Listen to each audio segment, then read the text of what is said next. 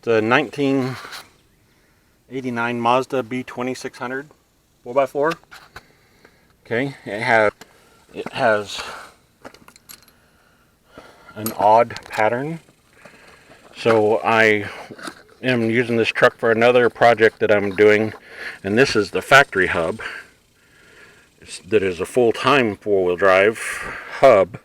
It's not a full-time four-wheel drive truck, just the hub. When you stick it in gear in there, it opens a vacuum solenoid that kicks signal to the axle. And so now I have made it into a selectable hub, a manual lockout hub.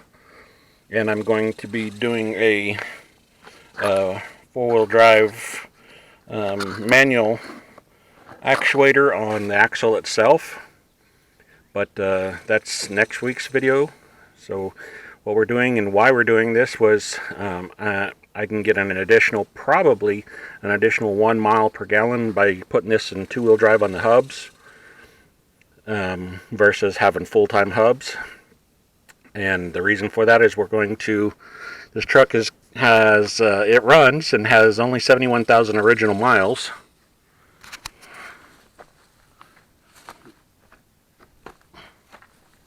It's actually a decent little truck.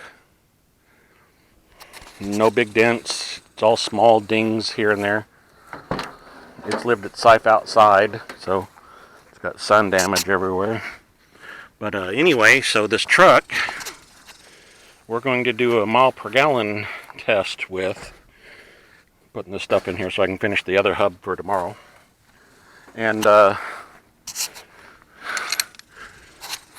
the injection system on this truck has been problematic since the day I have owned it, which is about 5 years. The gas tank on it is rusty. The fuel lines are rusty. I'm always putting fuel filters in it. The engine actually runs well with no noises, no smoke, no issues like that. But so I want to make it a selectable hub, and I want to take the factory fuel injection off of it,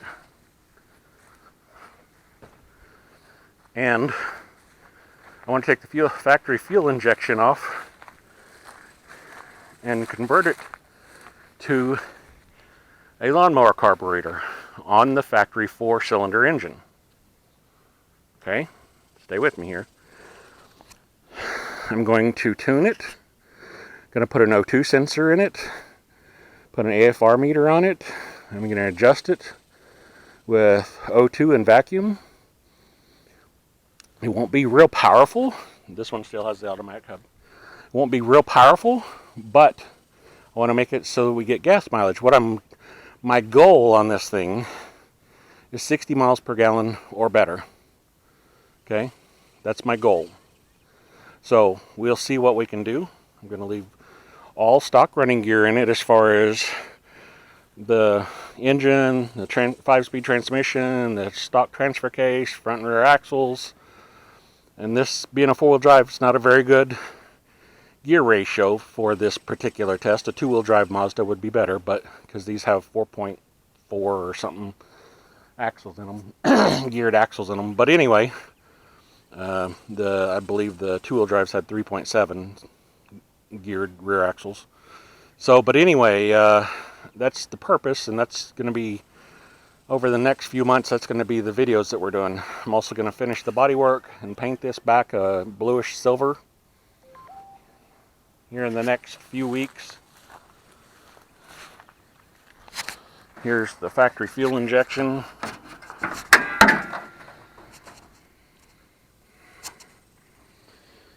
Just a dirty old truck that we live out in the country, and,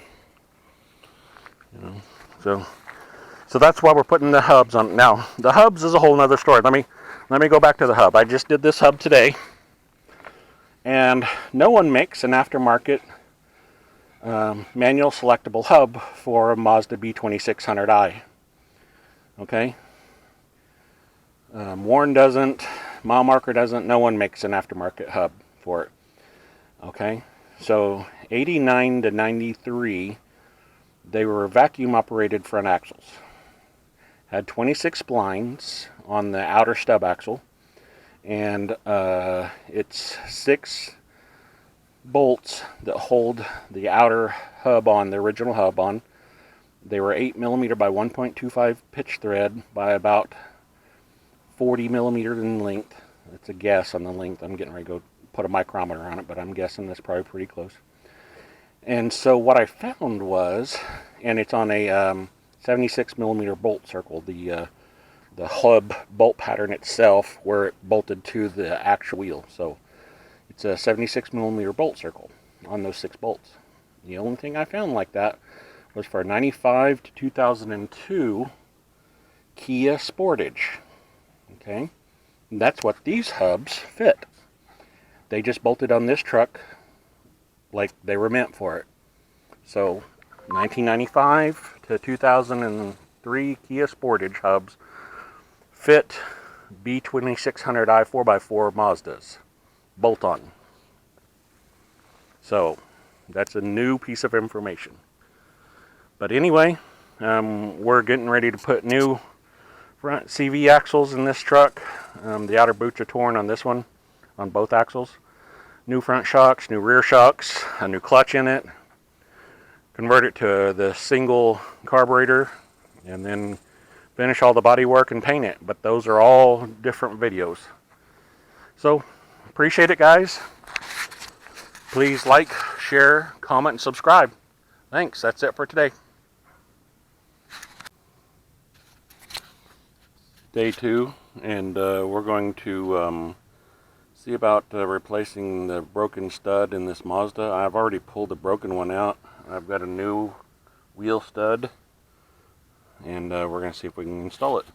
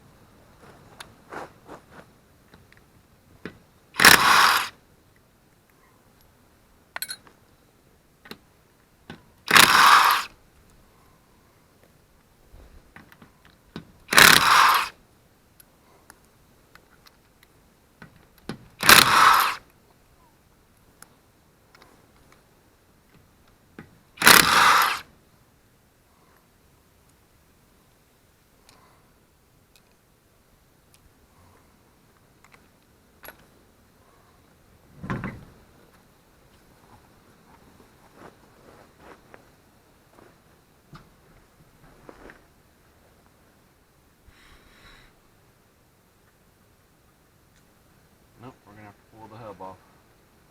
I thought I might be able to get it in there. But we'll have to pull the brake rotor and the hub off.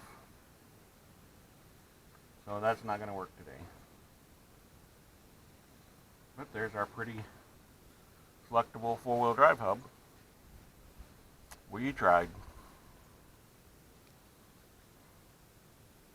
We'll have to do it another day when we do the brakes, and we're going to do the CV axles, shocks, and brakes, and tie rods, and ball joints, and everything in this truck.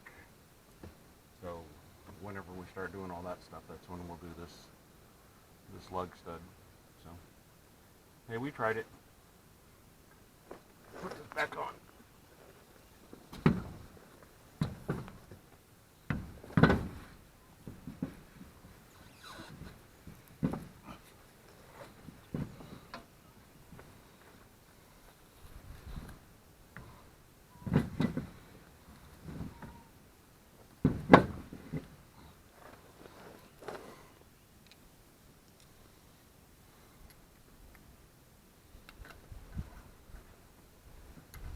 Always start your lug nuts by hand so you don't cross thread them.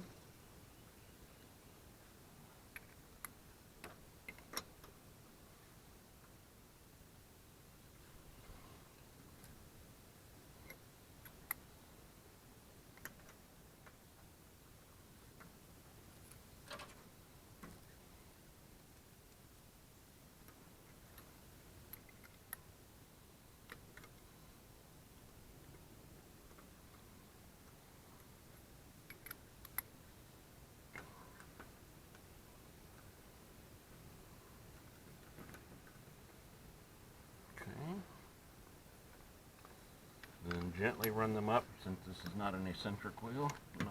Not a concentric wheel. Just gently run them so it centers them.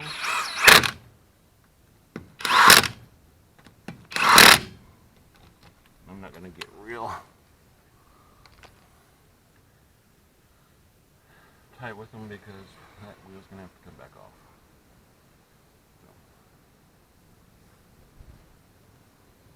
So. Anyway, that's it for today. Appreciate it.